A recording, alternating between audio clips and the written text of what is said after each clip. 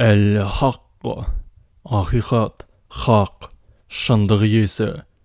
Алла тағаланың көркем есімдерінен толық мағынасы ақиқат, хақ, шындық иесі. Хақ тағала әрбір нәрсені өз даналығымен жаратты.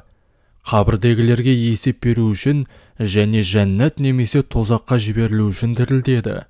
Зікір етудің пайдасы: берік иман мен құлшылыққа толы өмірге ие болу, бастаған ісін аяқтау. Я хаққы, я хаққы, я хақ, я хаққы, я хақ, я хаққы, я хаққы, я хақ, я хаққы. Шындық иесі: Я Раббым, бастаған істерімізді аяқтауымызды нәсіп ете көр. Алла тағала дұға тілектеріңізді қабыл етсін.